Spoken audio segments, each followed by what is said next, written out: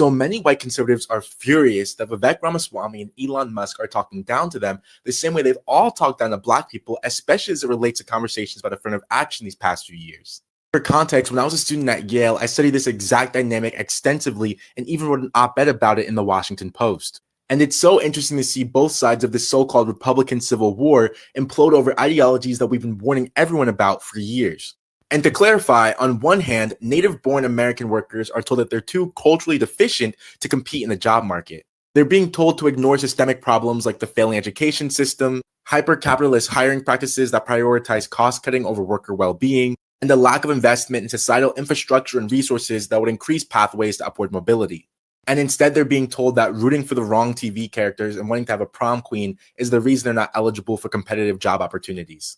And it's rich because when we argued that systemic barriers need to be removed for Black and brown communities, these same conservatives dismissed us. They claim that discrimination doesn't exist, that America is more or less a perfect meritocracy, and that Black people just need to stop being lazy and quit listening to rap music to be successful. And now they're being hit with the same asinine rhetoric about culture that they once weaponized. And on the other hand, we're seeing overt racism and xenophobia being directed at Vivek Ramaswamy and, very unfortunately, the entire South Asian community writ large. From the Great Replacement theory to blatantly racist memes, these attacks show how deeply entrenched American racism still is today. But of course, when we were all warning about this before, Vivek Ramaswamy was one of the main people playing it down. In a prior situation where conservatives circulated a meme of him dressed up as a 7-Eleven worker, he went on a podcast and laughed it off. And then he practically called the people that were offended and trying to defend him too woke, saying it was just a harmless joke. And now he's facing an intensified version of the prejudice he helped excuse, and he's spiraling. Trump isn't even in office, and yet the conservative movement is already fracturing under the weight of its own contradictions. And both sides of this issue are reaping what they've sown. But what do you think? Let me know in the comments. As of today, what is today? Day 6, day 7? Vivek Ramaswamy and Elon Musk are still being dragged by the MAGA nuts. And so Vivek Ramaswamy is out there trying to switch the narrative, trying to sick the base back on to Black people. So he put this out there: end affirmative action. America is the land of meritocracy. Somebody let Vivek Ramaswamy know that white women are the highest beneficiaries of affirmative action. And you can also let Vivek Ramaswamy know that we see what he's trying to do. He's trying to sick a rabid base that's currently tearing his ass up. He's trying to sick them on to Black people. Black people ain't got nothing to do with this. Nothing to do with it. Welcome to Let It Be Known. We got Lauren with us today. Good morning, Lauren. Hey, how you doing? How's it going? Good. We got to talk a little bit about some year-end stuff, but we got some news to start with. Lauren, a federal appeals court rejected Donald Trump's attempt to overturn a jury's verdict last year that found he sexually abused writer E. Jean Carroll in the mid-1990s. The Second U.S. Circuit Court of Appeals decided Trump has not demonstrated that the district court erred in any way, Trump has not carried his burden to show that any claimed error or combination of claimed errors affected his substantial rights as required to warrant a new trial. Basically, bottom line is that Trump will certainly go into office as an adjudicated sexual assault person, individual, or whatever. That's really, it says a lot. That I think it says a lot. What does Lauren Burke say? Yeah, well, we sort of, I guess, knew that when he first got adjudicated on the, 34 counts. Given the jurisdiction and given the amount of effort put in by Roberta Kaplan and everybody else, it doesn't surprise me that they won on appeal. I think she won it was an $83 million award, which is interesting. Usually you have to prove to the court that your damages are worth $83 million. I'm not certain how E. Jean Carroll did that. That's a huge amount of money that I don't think I've ever heard before in terms of that type of settlement, but she won. They had a Democratic donor funding the case. Roberta Kaplan, of course, is one of the founders of Time's Up, which is effectively the now defunct Time's Up, but effectively the Me Too adjacent organization, because Time's Up and the National Women's Law Center and Me Too are really the same thing. So at any rate, it is interesting the silence from those people who were so loud in 2019 and 2018 on this case and the Pete Hegseth situation, where he did have a woman actually filed to the police a rape allegation. Mhm. One would think that you would have seen the same cast of characters, Karen Tumulty and Ruth Marcus, and those people talking endlessly about this. And I'm a little surprised they're not, but because it does look like Pete Hegseth will get confirmed as the defense secretary. So it's interesting how times change from what they were when Me Too first started in 2017, 2018. It's kind of quiet now. It's sort of unusual. Yeah. Michelle Madison says, "Good morning, Lauren." And Austin says, "Always great to see Lauren." Then he throws in the little caveat so that I won't get on his case. He says, "You too, Stacy." So, Yeah. oh boy, another morning, the last morning of the year, and some more news, Lauren. A 15-year-old white boy has pleaded guilty to trying to drown a black teen in a Cape Cod pond while spewing racial slurs as his friend laughed and called the victim, quote, George Floyd, because he couldn't breathe. The tormentor was John Sheeran, who was 14 during the July 2023 attack. He threw rocks at his 15-year-old victim and forced him to enter the pond, then shoved the boy's head under the water while calling him the N-word, according to prosecutors. Sheeran pleaded guilty to charges of attempted murder and assault with a dangerous weapon at Barnstable Juvenile Court, where a judge may choose to sentence him as an adult.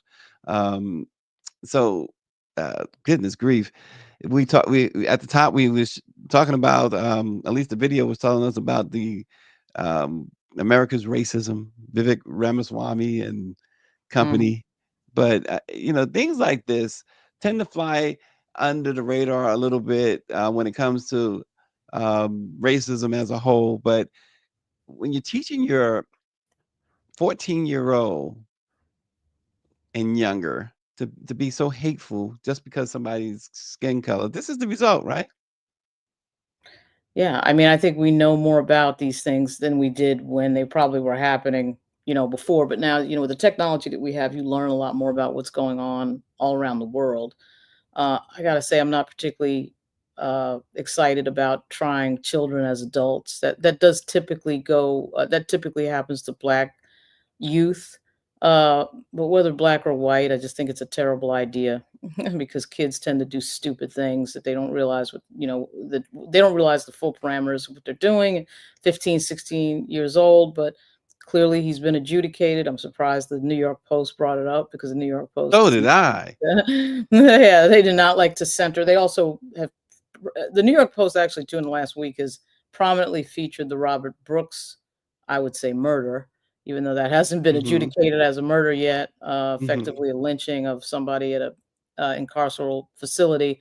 But I was surprised to see New York Post bring that up as well. So I don't And have know. you read the I'm sorry, if you read Uh, the Post article, I was looking for the other shoe in the Right, article and it never came. I was right. so surprised. So what you're saying, and even like you said, the Robert Brooks thing, that surprised me too, because they're just straight reporting it. Yeah, they did straight report it, which for them is that's like a major change because usually what they do is they try to say that some black person who's been murdered, it was actually their fault. That's usually where they Exactly. go. Somebody did something to cause their own death is the New York Post's favorite thing, but they didn't do that. They just wrote what happened. There's really no denying what happened because it's all on video, which is They tend to part of deny stuff that really happened, though. You know that. yeah, absolutely. What's creepy about the Robert Brooks situation is that the killing of Robert Brooks all happens on video. The people in the video realize the video is rolling and yet are not changing their behavior. It was the same thing with Eric Garner. They knew that the fellow was standing there with the camera. Same thing with George Floyd. They saw the lady standing there with the camera, and somehow or another, it never occurs to anybody it might be a bad idea to be doing this Oh, on camera. initially, from what came out of the attorney general's office on that is that they thought the cameras were off. They thought they thought they turned the camera off, but they turned only the audio off. And I didn't ever realize that there was like two buttons, one for audio and one for video. Why would Yeah, that be? I didn't either. I think different body camera systems have different protocols. I suspect they're not all the same in all jurisdictions, but that is easy to, I mean, that is interesting to know. But the impunity, the matter of factness, you know, kind of reminds me of the Tariq Hill stop of Tariq Hill, who plays for Miami Dolphins, of course, was stopped for a game by some cop that had a long record, 27-year-old veteran who had a long record of abuse and complaints from the public. It's the same thing with this Robert Brooks situation. These people have these long records of complaints and everybody ignores it. At some point, somebody's got to be responsible for that. But I'm not sure why the Black community should sit still and watch these types of videos year in and year out with no strong reaction. Yeah, it's true because I saw Al Sharpton put out a statement. I didn't see anyone else put out a statement on Robert Brooks. Did you? No, that's not surprising. I mean, to me, the NAACP should just have a ready-made statement in which they can just switch the names out, because all these cases are generally Yeah. the same, you know. And this is the state acting. This is your taxpayer dollar at work, which is why it was sort of shocking when the conversation happened in part with the defund movement. Of course, Black advocates were told to shut up about defund, but this is why they shouldn't necessarily shut up about defund. I mean, I know it has to be articulated and marketed properly. I get all of that. But when your tax money and you're paying taxes into that, what we just saw on video, you got to question it. And I don't know how you don't question it. And if you were in any other group, whether it be white women or anything else, I mean, I always say to white women, my white female friends, you know, I'm sure that you're understanding what the patriarchy is and what misogyny is and what that history means. It means something to have a history of misogyny and patriarchy. And so you know that it does rear its head present day in certain actions. And certainly with regard to our country's history, it means something that there are all sorts of history that goes back 400 years that is particularly aggressive toward Black men, and it shows up present day. And for people in these groups not to mention it is outrageous. And then for Black people, when we mention it, it's basically shut up and go away. You're going to lose us elections if you keep talking about this. Well, okay, then fix the problem, and we won't keep talking about it. Like, so it's this endless loop of just nothing changing. I mean, that could happen. What we just saw in that video in 2024 is just incredible. It absolutely is incredible. Yeah, it's absolutely incredible. It's absolutely disgusting. Orange G says his brother is a cop, and he says that they have two buttons, and the audio and video take at least 2 minutes to shut off. So that's interesting. Wow. But you would think, again, to your point, though, with all the things that we've seen over the years on video, we talked about George Floyd and so many others, that we would see less of this, but it seems like we're not. We're seeing more. And not only are we not seeing less of it, we're seeing more of it on video. That seems to be the big change. Remember, Black Lives Matter thought that the video camera was going to be the thing that was going to moderate people's behavior. Well, it turns out not only has it not moderated people's behavior, it's just given us a close-up view of people getting murdered. So, I mean, I'm amazed that you know, it's so deep in the ether of the culture of some of these police forces that they don't see this as problematic. I mean, they don't appear to see this as problematic at all. So that right there should tell you something. I always thought it was interesting too during the debate on qualified immunity, and I'm not a big fan of the idea of people having to bear civil responsibility for what could be defined as something that is part of their job. Okay, so I understood why the police were against that, and I thought they had some pretty good reasons to be against it, because effectively they do have a license to kill. They do have a license to be physical with people in certain situations. Okay. It was interesting to watch some police effectively quit upon hearing that they might be held responsible Right. for behavior that is really outside of the code of conduct for most police departments. And I said to myself, well, wait a minute, if you're quitting over that, then what type of conduct are you engaged in? Because most cops do not have to unholster their gun on a daily basis like we see on TV. Most cops are not performing police brutality. If you look at the statistics, we have like 600,000 or 700,000 sworn law enforcement officers in the country, and most of them are not involved in this type of behavior. So what are you worried about if you're not involved in that type of behavior? But there's this sort of an unspoken thing there of, I think I should be able to do whatever the heck I want to whomever I want. And if I can't do that, I guess I can't be a cop. Like that. That's an interesting part about policing culture. Yeah, yeah. Yeah, as Orange G says, even with audio and video, they don't care. Ahmaud Arbery was lynched in Georgia. They show the video to their friends, and that's what got them caught. Showing off that video. Trixie says, "I'm going to say something very harsh, but unfortunately true. They still think of Black people as 3/5 of a human, which is completely sad. And in some cases, they don't even think of them with that. They don't think as much of Black people as even that, the 3/5 thing." Um, that's just where things are. Here's something that's I found to be very interesting. Folks, we talked about some folks expressing so-called buyer's remorse with Donald Trump already. But check this out, Lauren, a stat that you probably are very much aware of: 4 in 5 of those taking part in Obama. In fact, I think you sent me something on this, or sent the group something on this.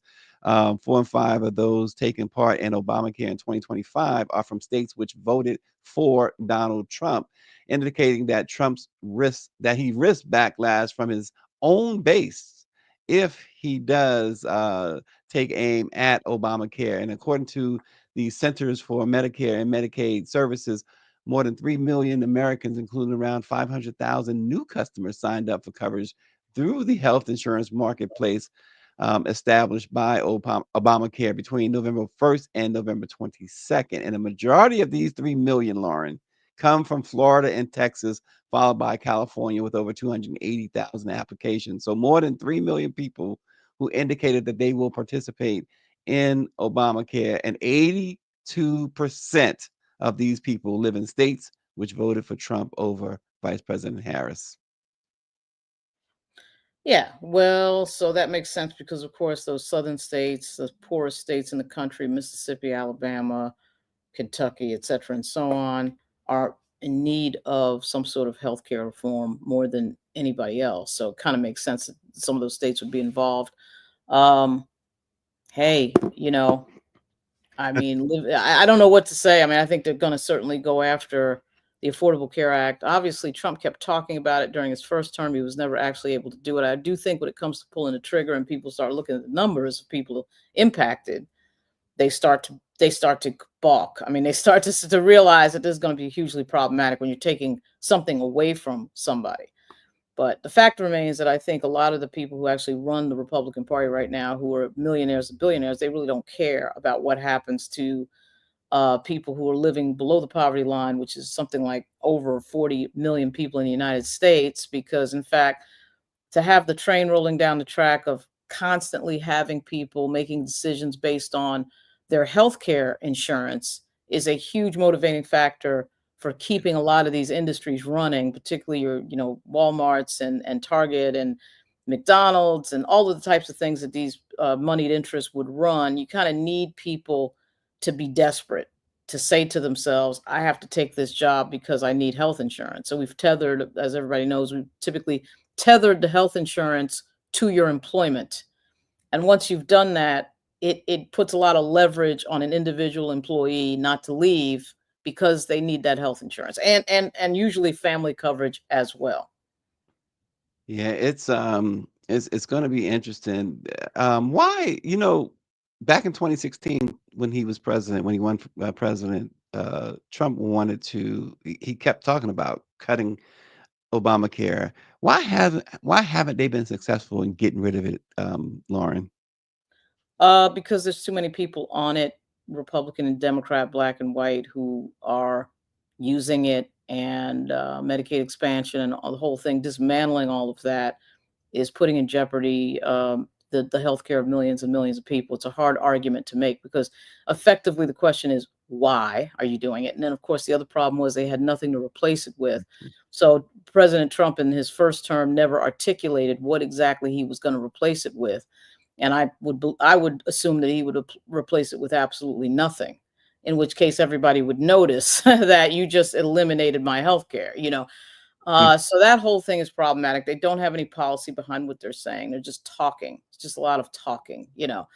And so I do think that I don't know where that's headed. I don't think they have the votes. The House is too close for them, I think, to have votes to actually do it, because you just have too many people in these very close seats, and they get it into their head. You know, the first thing in these members of Congress, their first priority is reelection. So, Right. you know, and their own health care, right? So if you're a member of Congress, you're getting covered by the health care you're trying to eliminate from others. And if you're only in 2 years, you're not vested. So there's that. I mean, I just think it's that they don't have the votes, but we'll see what happens. They're you know, again, we have a situation, we have an oligarchy in this country where we have a bunch of rich people who are about to run the country. And those rich people don't generally care or have the same experiences as the 40 million Americans at the bottom of the economic spectrum who are in need of health care. Yeah. It's going to be interesting these 4 years coming up. Brace yourself. Yeah. Here's something else, Lauren, that really has gotten social media in an uproar. And in fact, RNG on the SWAC network last night, his SWAC Sports show was talking about this as well. The RNG SWAC Sports, Mississippi Valley State University and HBCU, the marching band has launched a fundraiser to perform during Trump's inauguration in January. The Mean Green Marching Machine received and accepted an invitation to participate in the 60th presidential inauguration parade, which happens to fall on January 20th, which is Martin Luther King Jr. Day. It would be the band's second presidential inauguration performance, the last one being for former President Richard Nixon. However, the band needs about $350,000 to get to the nation's capital. And so to help generate these funds, they've launched a GoFundMe, and so far it has raised about $60,000, a little bit more than $60,000. The university said that they are ecstatic about its marching band performing in the inauguration. But some of the blowback, one HBCU graduate said, this is the most dishonorable thing I have ever read. It's a slap in the face to our culture, history, and values. And there's so much of that. Why? First of all, you've been invited to do something. Why does it cost you? You was invited. I'm having like an anniversary party, for instance, right? Why would I charge people to come to what's something I invited them to? So who's charging them? Well, that's a good question. We talked about that, I believe yesterday, or at least recently. All of the money that they are charging the Trump folks are charging folks to be a part of this inauguration and to Isn't go to these events afterwards. When really we know that the event itself is put on by the inauguration committee, and it's free. right? But this is the cost of doing business, I guess. Now, it's not just Donald Trump, right? Let's be fair. Others have paid to ingratiate themselves with the president, but to be a part of that celebration. But this is kind of crazy. Yeah, I get it. So I think for the 4th of July parade also, when bands are invited, of course they have to pay their way. Macy's, I'm sure they have to pay their way, you know. It does sound a lot. I mean, I don't know how many pieces they have in their band. It's probably a big band, but and I don't know whether they're spending a night. I assume that they are, which is probably the bulk of this $300,000. $350,000? Yeah, that's a lot of money. That's over $250,000 for what is really a 1-day event. Okay, so that's what.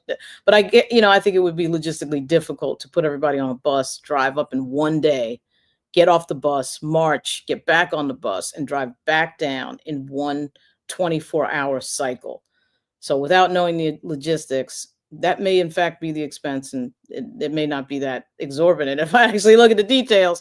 Well, you know what? What's interesting is Now, I don't know, was this because there was the potential of Kamala Harris winning the election and becoming the first woman, first Black woman, et cetera. But when we were checking rates back in the summertime for the inauguration in DC, hotels that generally, I mean, Right, Motel 6 was going for right, $1,200 a night right, for right. the inauguration. So that first of all, I wouldn't be caught anyway. I mean, not Motel 6 might decide to sponsor us. Ah, right, No, but the thing about it is, so a Holiday Inn, 2,000 a night. right. No, I get it. I've seen so many inaugural. It's why I keep a small place in DC that's very cheap for this very reason, and thank goodness friends in Arlington and elsewhere are nearby, but I do think it's interesting that the band is playing. I actually don't have any particular problem with that. I mean, as long as you know who you are when you step into a space and what you represent, I don't have any problem with the band playing. Kind of reminds me when I was consulting Justin Fairfax in 2019, we had the 400-year anniversary of 1619, the 400-year anniversary of the government of Virginia. Donald Trump was president. He shows up in Williamsburg, and we knew far in advance that he was going to show up in Williamsburg for this commemoration. And they had the whole, regalia of everything out there that you would think for an anniversary of a 400-year anniversary of the government, Virginia. And of course, for Black people, 1619 represents slaves coming to Virginia at Fort Comfort, at Fort Monroe. And there was a big debate in the Virginia legislature about whether or not members should show up and whether or not the lieutenant governor should show up. You have a Black lieutenant governor who, of course, would be sitting on the dais right next to President Trump. In terms of when the president enters the dais, he shakes hands with everybody. I mean, and my view of it was our ancestors should hold a place at that event and not be driven out by anybody or anything. We are pushed out of history. We are ignored. People love pretending that we don't exist. And this sort of posture of being the Negro by the door and you're just in the background. I think that we need to represent for our ancestors. That should be the posture that we're taking, that we are representing because a lot of people had the view, let's not show up at all, or let's wear all white, or let's protest. We did have one member who did protest President Trump at the 1619 event in Williamsburg, got up and did a protest on immigration. And Ibrahim Samira, who was a former delegate and is a doctor. At any rate, my feeling is don't let anybody drive you out of places where you should be and should have been in the first place. So this kind of feels like that. It's a little different because it is an inauguration. So effectively, it's a celebration of Trump's term in office. A little bit different than a historic commemoration. So you got to think about what that means, how you represent, what you represent, and what you say when you get there. Well, let me read some of these comments. Daniela Pierre says if he wants them there, he needs to pay for them to be there. But Mike V is more pointed. He says the same folks who want to ban DE&I, divest from HBCUs, want a marching band to come perform for them on Inauguration Day. Unbelievable. David Youngblood says, I will not support that. Austin says the next generation of Uncle and Aunt Tom's marching. RNG, it was some harsh comments, right? RNG says, my father graduated from Valley. His spirit told me to go off. The band director is MAGA. Bands did this at Talladega College, and the blowback was fierce in 2016. So there's a lot of that, and a lot of Black folks have described this inauguration, some I've seen on social media, as a sort of a glorified Klan rally, among other things. So Well, gee, I there's a wonder where lot they of controversy. Yeah, I wonder where they'd get that idea. I mean, these people violently attacked the US Capitol. They talk incessantly about CRT and anti-DEI. They promote people like Charlie Kirk, who is a racist. They have idiots around like Elon Musk, who is another racist, and Vivek Ramaswamy, who were, now learning, I don't know why this is now suddenly being revealed, that he made his money off of a very dubious drug for Alzheimer's. Why did that not get revealed before? And, this is a dubious cast of characters, to say the least, and particularly with regard to race. As African Americans in this country, we are not surprised. We are not shocked. We have lived with this situation for 400 years. Everybody else, if they want to get shocked, they can get shocked. But we're not the group that gets shocked. We know exactly what the history of this country is. So it's not like, oh my God, these people, wow. I mean, we've been dealing with Southern strategy now since 1968. The question is, do you totally withdraw or do you engage?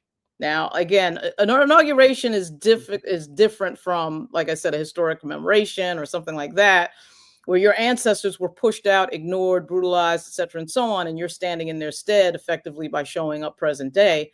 An inauguration is a celebration of his presidency. I mean, let's be real what this is. So, I mean, I do think, though, they have to be clear in their minds about what they are articulating, if anything, when they get there. Or are they just happy to be there? Because we do have happy to be there syndrome, which tends to come out of the South. And as somebody who was raised in New York, with half of my family raised in the South, I've been particularly expert at recognizing happy to be there syndrome, which kind of has an edge of that, but I really don't know the people involved, so I can't tell. Is that contagious, Lauren? Thankfully, it's not contagious. But we, again, we African Americans have a good reason to be extremely cautious about how we move in this world. I mean, it's never surprising to me that people make different choices. Not everybody can be Malcolm X. Not everybody can be, Martin Luther King. I mean, people have different choices about how they engage with a society that has historically been antagonistic against the group that you belong to. It is a lifelong question for African Americans in this country.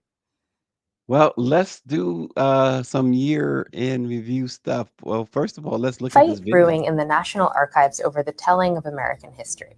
For the past year, the country's top archivist and her team have been removing some references to negative parts of American history from exhibits planned to open in 2025. Colleen Shogan and her team have raised concerns that the planned exhibits might anger Republican lawmakers and a potential Trump administration. I'm an investigative reporter for the Wall Street Journal, and my colleague and I spoke to nearly a dozen current and former archives employees, and we reviewed documents and contemporaneous notes for this story. Here are some of the changes that head archivist Colleen Shogan and her team ordered to these exhibits. They removed prominent references to events like the World War II Japanese-American incarceration camps because they were too negative and controversial. And they requested to swap a photo of Martin Luther King Jr. marching for civil rights for former President Nixon greeting Elvis. They also removed several documents related to the U.S. government's displacement of Native American tribes from a planned exhibit about westward expansion. Shogun asked one staffer, "Why is it so much about Indians?" Longtime employees at the National Archives have said her efforts amounted to censorship, and at least a half dozen senior employees have stepped down in recent months. When we asked for comment, the National Archives told us that it's committed to operating without ideology or partisanship. There's a fight brewing in the National Archives. Well, in 2024, Black Americans, Lauren, encountered a series of political events that tested their resilience and commitment to justice, from court rulings affecting civil rights to landmark political milestones. 2024 was definitely a year of challenges and pivotal achievements. Of course, Vice President Harris made history as the first Black woman to lead a major party's presidential ticket, but it was so much. What was the story for you, or stories for you, in 2024, Lauren, as far as as far as Black America is concerned and the political landscape? Well, I thought the story of the year was Vice President Harris, really, and the fact that she was in an unfortunate position to have to run a 107-day presidential campaign, a never before seen situation, which really kind of starts on July 27, 2024, when President Biden and his staff thought it was a good idea to debate Donald Trump in the condition that he was in. And there's so many people to blame here, and I'm going to name them. Jen O'Malley Dillon, Anita Dunn. These people could not possibly not know that President Biden was not ready for prime time, as it were. And I have no idea why they're trying to pretend that they somehow sent him out there and it was all an accident and a mistake. I mean, you knew what this was. This man came in to office, I believe, at 78 years old. Should have been a surprise to absolutely nobody that you know, he was going to at some point start to show his age. But that, of course, set up a situation 24 days later where the sitting vice president, Kamala Harris, I don't want to say forced into duty, because you do what you want to do in the end of the day, but I'm not sure what the alternative was on July 21 when Joe Biden announces that he is not running. All of these things, by the way, are completely unprecedented. And when I see people online, you know, bitching about how the vice president didn't do very well and she didn't do this and she didn't do that, the vice president was in an impossible situation, as anybody else would have been, whether it was Josh Shapiro or the governor of California or the man on the moon, running a 107-day presidential campaign against somebody who had been running for president for 4 years on his third presidential run is difficult. And one might notice that it was still close on the popular vote. Of course, Trump lost the popular vote to Hillary Clinton in 2016 by 2.8 million votes, and then he lost the popular vote again and the election to Joe Biden by 8 million votes. I'm sorry, 2.8 million votes for Hillary, 8 million more for Joe Biden in 2020. And finally, he wins the popular vote on his third try. So there was a good reason to believe that Harris could pull it off, but a very difficult situation. And Thomas Donilon and these people in the White House are should be held completely accountable for these decisions, because this decision is now going, you know, is of course prompting another 2 picks on the Supreme Court, which Donald Trump is certain to get. Alito is, I would say, almost certain to resign or retire, as is Clarence Thomas. So now we have Donald Trump with 5 Supreme Court picks. And that is because of stupid decision-making on the part of some of these Democrats sitting up in the White House advising the president. And I can't escape saying it, a stupid decision by the sitting president to announce that he was going to run again. Well, and you can couple that too with these the fact that Benny Thompson and Liz Cheney and the January 6th committee did their job and carried the water for the DOJ, who did not act in a timely manner. Speaking of stupid decisions, probably the worst decision of Biden's presidency is who he picked at Attorney General. Because he had 2 other picks that I'm not sure why the hell that didn't happen, particularly with regard to Doug Jones. The other rumor was Javier Becerra, who ended up at Health and Human Services. The other rumor, I'm not sure how deep the rumor is. I did read Melissa DeRosa's book, who was a close aide to Andrew Cuomo. She doesn't seem to indicate in the book that this was a real rumor, but I remember hearing the rumor that Andrew Cuomo was another possible pick for AG. Who, I remember that too. Yeah, in my view, would have been the perfect personality to deal with all of these things that happen next. But for some reason, the Democratic Party is more interested in assuming that people are telling the truth based on gender, right? And destroying and eating their own, including Andrew Cuomo and Al Franken, and of course, Justin Fairfax. Then they are, say, you see that headline? Right. And and it was a huge mistake. Merrick Garland was clearly the wrong person. This crazy idiot view that they owed him something because he didn't get on the Supreme Court was ridiculous. It was ridiculous when President Obama picked Merrick Garland for Supreme Court.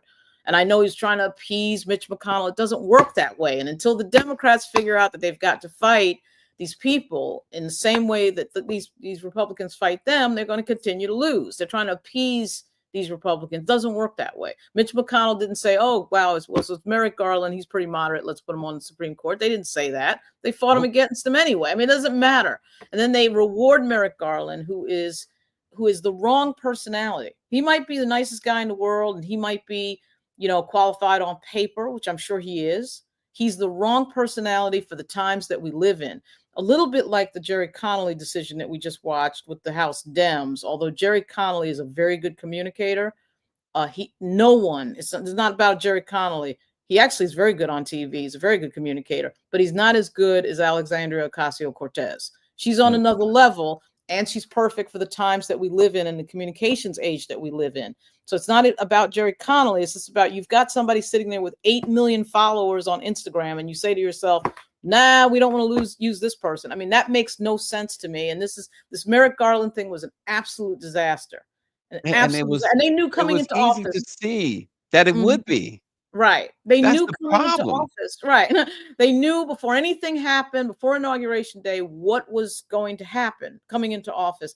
And they picked Merrick Garland. And there's no excuse for that decision. It was one of the worst of Biden's presidency. They knew, like you said, they knew they January 6th had happened. They knew that there needed to be someone in that office who, like a Cuomo at the time, who could who had the chops to do his Mhm. job. Garland actually sat on the sidelines for a long time as Benny Thompson and Liz Cheney and the rest of them did his job in that Yeah. investigation. And Right. that's just Mhm. He doesn't have the guts. Some people just don't have the guts. They're not made for this. They're not built for this. And Merrick Garland is that guy that's not built for this. It should not have been hard to figure that out. It needed somebody. I mean, Doug Jones would have been fine. Andrew Cuomo would have been perfect. You need somebody with an aggressive personality. Andrew Cuomo grew up in New York with Donald Trump. I mean, Andrew Cuomo is not scared of Donald Trump. He would have been the perfect person for this in so many ways. But I mean, there's other people as well, I'm sure, that are out there.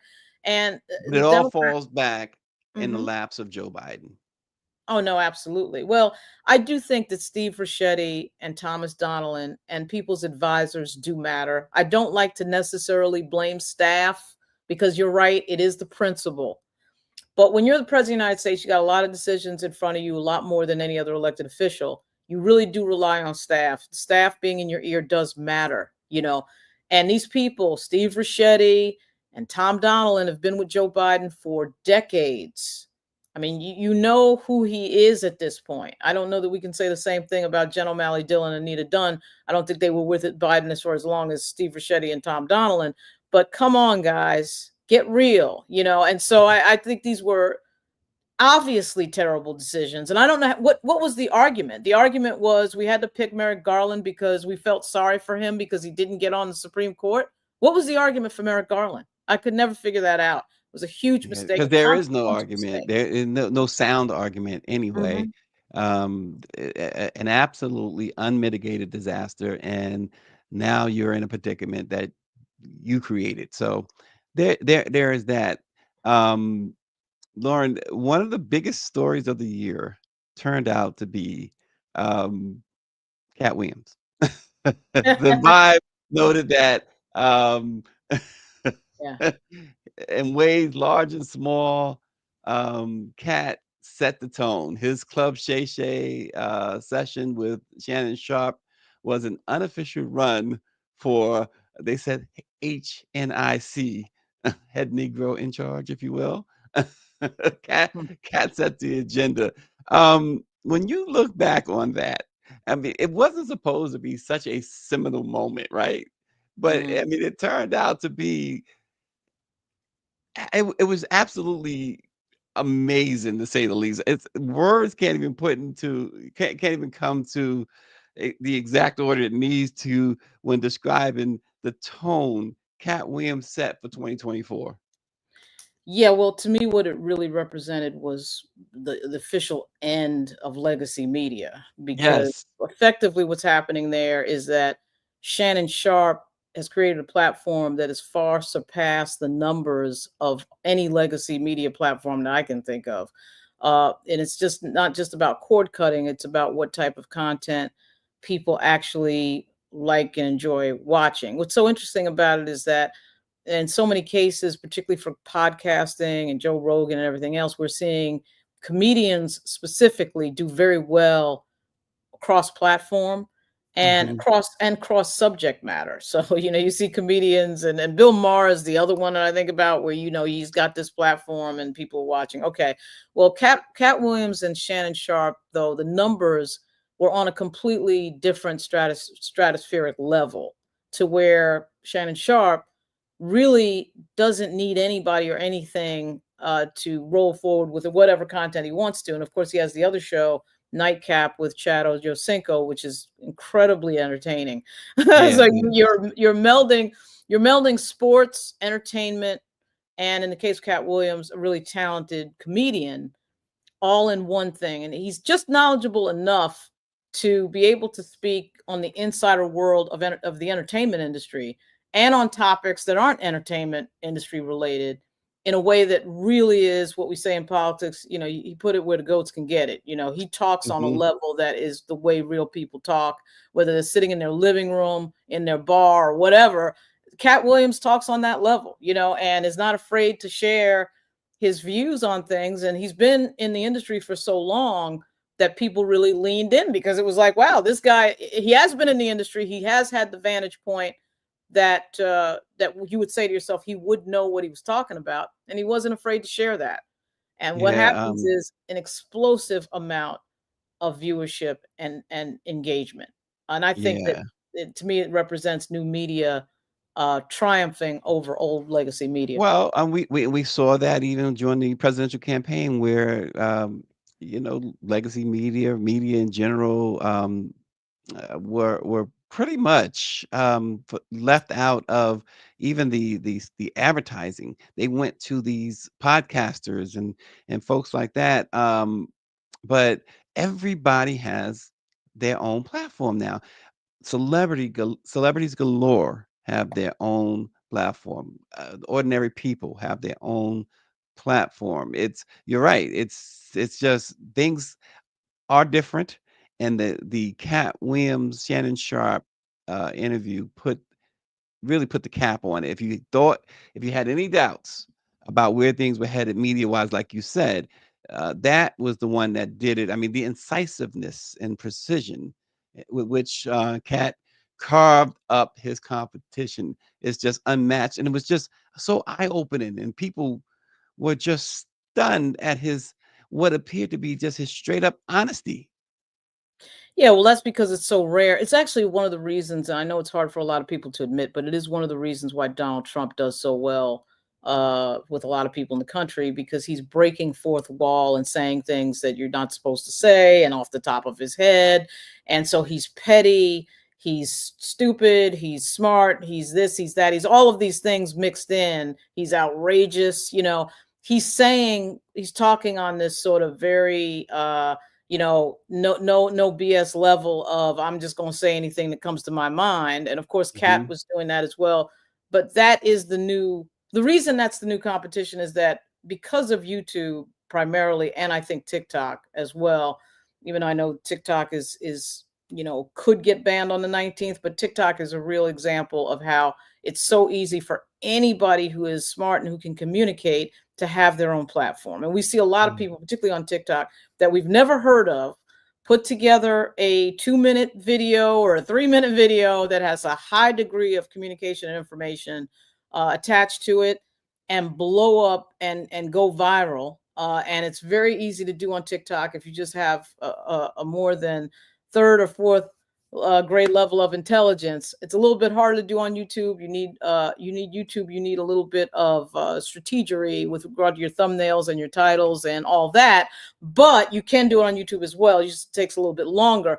And that to me is, I think the media people need to really wake up to the fact that this is your competition. You're competing against everybody who has any sort of platform. I don't care whether they have a platform or not, whether they have a press pass or not, whether they go into a big building on 8th Avenue or K Street in Washington, D.C. or not. This is who you're competing against. Yeah. Well, also, celebrity deaths this year. We just been adding to it. Greg Gumbel, Ricky Henderson, of course, Nikki Giovanni, Alpha Anderson. Uh, Quincy Jones was this year. DJ Clark Kent, Cissy Houston, John Amos, Dikembe Mutombo, Dancer Cat Glover, Tito Jackson, Frankie Beverly, James Earl Jones, Fat Man Scoop. And we go on and on. It was a huge, huge year of loss. Willie Mays, Angela Bofield, O.J. Simpson, Lou Gossett Jr., Carl Weathers, DJ Mr. C. Um, some of the biggest losses. Anything surprised you, Lauren, in any way? I think the most shocking death of the year is actually one of the most shocking deaths. A lot of those people were older. We're not necessarily Hmm. surprised. I mean, James Earl Jones, I was, you know, bracing myself for the day we're going to hear that, and Quincy Jones. But I think certainly Liam Payne's death was a surprise to everybody. I don't know that people were expecting Liam Payne to die, particularly the way that he died. I think that was a big shock to a lot of people. Um, We knew that Shannon Doherty had cancer, but Shannon Doherty seemed to have turned some sort of corner, and then she passes away. And she's a Gen Xer, and I think, certainly Luke Perry, I think, died in 2020. Anybody who watched Beverly Hills 90210 was probably like, wow, these people are dying fairly young. I think both of them are under 60. But at any rate, it was a huge thing. Kind of made you remember the Louis Gossett Jr. thing. Made me go back and look at the clips from Officer and a Gentleman, because he was outstanding in that. And it just makes you think about the moments that these people gave us. A lot of whom gave it to us on screen. And in a special thing, Louis Gossett, of course, won the Academy Award. Yes, it's amazing. But I mean, a big one there, of course, is Quincy Jones, who was involved in so much of the good music that we have heard for the last 30 years. Quincy Jones had an unbelievable career. It starts out with hanging out with Ray Charles, and I mean, it's crazy. I mean, it's really a crazy career, and producing all sorts of musicians and hanging out with Frank Sinatra and this and that, and of course Michael Jackson. So unbelievable. I wonder where all his stuff goes. They're probably gonna have to have a Quincy Jones museum, because he's just got too much stuff. It's kind of like the Prince situation. The Prince had so much stuff, and they kind of are making his house into a museum slowly. So I was like, it's just crazy when you think about some of the achievement these people have in relatively short periods of time. Real side note, or is connected, but and I forget who it was. It was just a couple of days ago. Someone died, and gosh, it wasn't Carter, but nonetheless, I was reading this about them dying. It was just happened, and at the bottom of the article, it was written by what's his name at the Associated Press, did the Cosby trial with him and other trials with him. I don't know why his name is escaping me, but nonetheless, at the end of the article, it said that this obituary was written by such and such in 2020. And I thought, that's old school journalism. I remember working at newspapers like the LA Times and the LA Daily News, and we would, and people might find it kind of morbid, but it's not. When someone is of stature or fame, some sort is getting older, or have been sick, or has been sick, you do prepare, especially if it's like a Michael Jackson. If it's like a Quincy Jones, you prepare for it. You want to make sure that you are prepared to publish that death, right? And I just thought that's old school, that they had this prepared. And I forget who it was about. I don't know why it's escaping. It could have been Carter. 20, I think it was Jimmy Carter, in fact, that they wrote his obituary for the most part in 2020. Well, This is what we used to do. yeah, I mean, Jimmy Carter had been rumored. Remember I think it was his nephew or his grandson, Chip Carter, kept misreporting that Yes, Jimmy Carter had passed away. It happened, I think, twice. twice. And, Yeah.